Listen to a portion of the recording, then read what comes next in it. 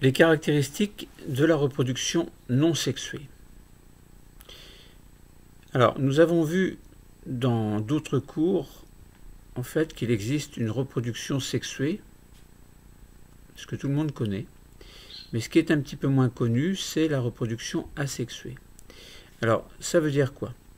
Quand on parle de reproduction sexuée, ça veut dire qu'on met en jeu des gamètes, spermatozoïdes et ovules, qui vont s'unir ensemble pour former une cellule œuf. Ça, c'est la fécondation. Et la fécondation va conduire à un nouvel individu, que ce soit dans le monde végétal ou dans le monde animal. Mais là, nous parlons de reproduction non sexuée. Alors, c'est un petit peu étonnant, c'est un petit peu bizarre. Ça veut dire quoi? Eh bien, on va prendre l'exemple d'un garçon qui plante un fraisier en début d'été dans son jardin. Et quand il voit une fraise, il mange la fraise. Donc, ça veut dire qu'il n'y a plus de fruits. Mais il constate tout de même que quelques semaines plus tard, des fraisiers sont apparus.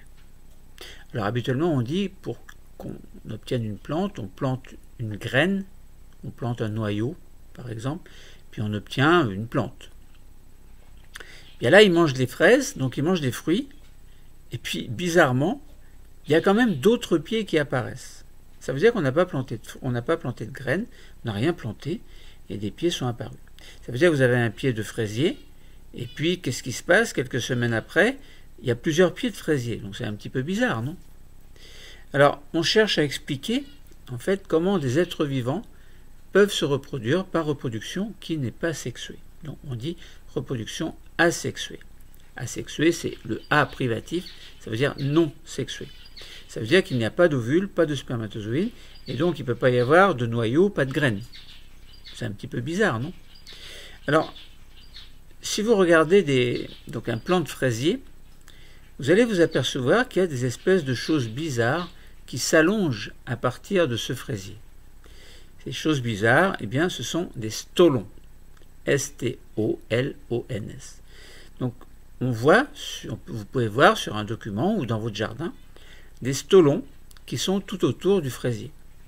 Donc, ce sont des tiges, en fait, qui sont appelées stolons. Voilà. Elles sont visibles en surface du sol entre plusieurs pieds de fraises. Enfin, de fraisier plutôt. Et puis on s'aperçoit, si on regarde bien, que ces stolons, eh bien, ils ont aussi des racines et que, mis à part le fait qu'il y a une tige qui relie le pied mère à un pied fils, eh bien, ce pied fils est complètement indépendant. Donc ça veut dire que ce pied fils va redonner un fraisier qui sera en tout point identique au fraisier initial. Enfin, identique génétiquement, on va dire. Mais ça, bon, on verra ça en troisième. Donc si on regarde bien, donc on a une jeune plante, plusieurs jeunes plantes qui vont se former à partir de ces stolons. Si on regarde le détail de l'extrémité d'un stolon, on s'aperçoit qu'il y a une jeune plante qui va se développer. Donc comme je vous ai dit tout à l'heure, cette jeune plante va s'enraciner dans le sol et grâce à ces stolons, eh bien, un nouveau fraisier va apparaître et puis des fraises vont pouvoir apparaître également et vous allez pouvoir les manger. Voilà, donc ça veut dire qu'à partir d'un pied d'origine, qu'on va dire un pied mère, un pied original, eh bien, on a plusieurs pieds fils qui vont apparaître. Et si vous regardez bien dans votre jardin ou sur un document, on voit très bien qu'il y a de nombreux stolons qui peuvent se former lorsque les conditions sont idéales. Alors, donc ça veut dire quoi? Eh bien, ça veut dire qu'on est là dans le cas d'une reproduction qui n'est pas sexuée, donc reproduction asexuée, grâce à des tiges un petit peu spéciales que l'on appelle des stolons. Et vous voyez là que le garçon au départ qui mangeait les fraises, eh bien, il a été étonné en voyant que d'autres pieds apparaissaient quand même, mais on s'aperçoit que finalement, c'est tout à fait logique. Le pied de fraise va fabriquer, entre guillemets, des stolons qui vont donner d'autres pieds. Alors ensuite on va essayer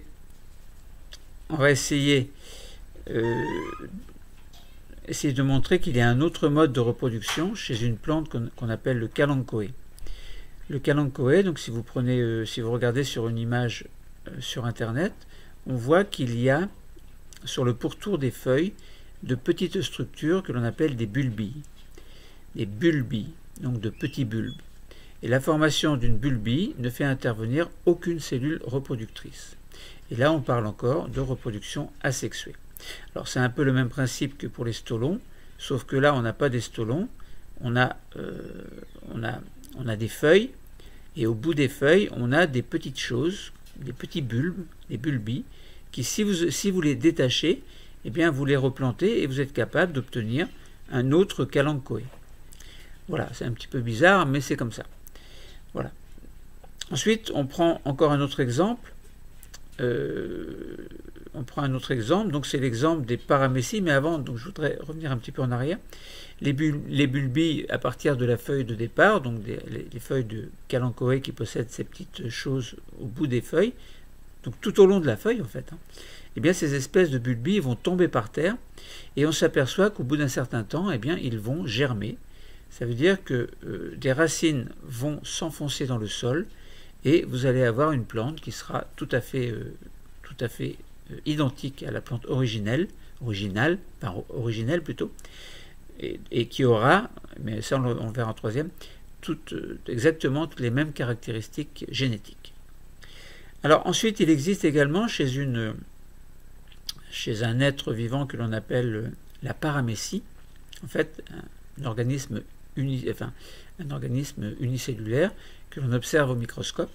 Eh bien, on voit que la reproduction elle est également asexuée. Alors comment est-ce qu'elle se fait? Eh bien, la paramécie, c'est un animal unicellulaire, donc qui possède une seule cellule, donc ces paramécies sont très abondantes dans les eaux stagnantes et peu agitées, les mares, les étangs par exemple.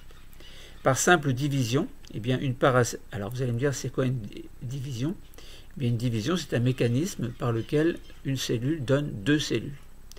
Donc là, par exemple, je vous ai dit c'est unicellulaire, oui, c'est vrai.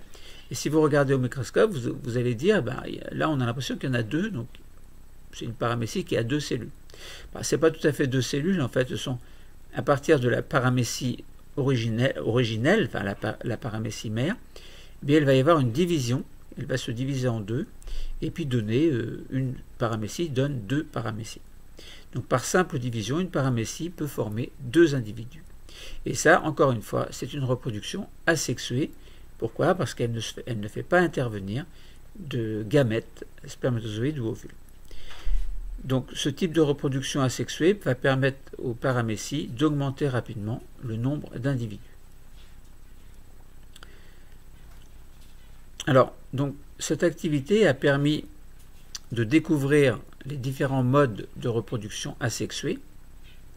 Donc on peut avoir une multiplication végétative dans le cas du fraisier, et on peut avoir, on a dans ce cas-là des tiges rampantes que l'on appelle des stolons, qui vont relier un ancien pied de fraisier à un plus jeune pied.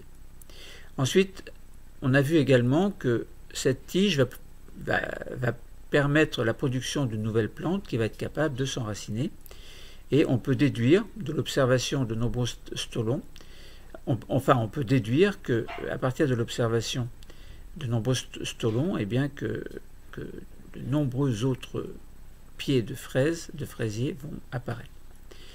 Donc c'est un moyen de reproduction qui permet d'envahir le milieu de vie, en tout cas de coloniser le milieu de vie, à condition que les conditions soient optimales, entre guillemets. Donc à partir d'un pied de fraisier, on peut en obtenir plusieurs. Donc voilà. Alors, juste une petite remarque également pour dire qu'on a des stolons concernant les fraisiers, mais comme il y a des fraises, eh bien, on peut également avoir des graines. Alors, vous prenez une fraise et tous les petits points qui sont durs tout autour de la fraise, partout sur la fraise, ce sont des petites graines, entre guillemets, qui se sont formées par reproduction sexuée. Donc ça veut dire que dans le cas du fraisier, on peut avoir à la fois une reproduction asexuée et à la fois une reproduction sexuée.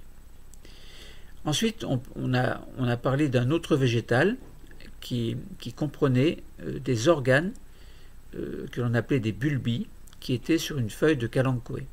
Donc ce sont des organes qui ne sont pas issus d'une reproduction sexuée et ils sont issus d'une reproduction asexuée. Donc ils sont à l'origine également, donc ces petites bulbilles évidemment sont à l'origine de nouvelles plantes. Et puis un dernier document nous montre l'exemple d'une multiplication asexuée chez une paramécie. Voilà, donc entre un fraisier ancien et un plus jeune, on observe donc des tiges rampantes que l'on appelle des stolons. À l'extrémité du stolon, un nouveau fraisier est visible et va s'enraciner. Un pied de fraisier se reproduit donc en produisant plusieurs stolons à partir desquels se développent de nouveaux individus. Sur le pourtour d'une feuille de Kalanchoé, de nombreuses bulbilles sont visibles. Ce sont des structures qui sont capables de s'enraciner une fois tombées sur le sol. Et comme de nombreuses bulbilles sont produites à partir d'un seul pied de Kalanchoé, eh bien, ceux-là sont cellules reproductrices, donc ni gamètes mâles ni gamètes femelles. On peut dire que c'est un moyen de reproduction asexuée. Et enfin, pour terminer cette conclusion, en se divisant, eh bien, une paramécie est capable de donner plusieurs individus, enfin 2 individus en tout cas. C'est également une reproduction non sexuée. Donc on a vu là trois exemples qui montrent bien que, en parallèle à la reproduction sexuée, il peut exister une reproduction asexuée. Le cours est terminé. Merci.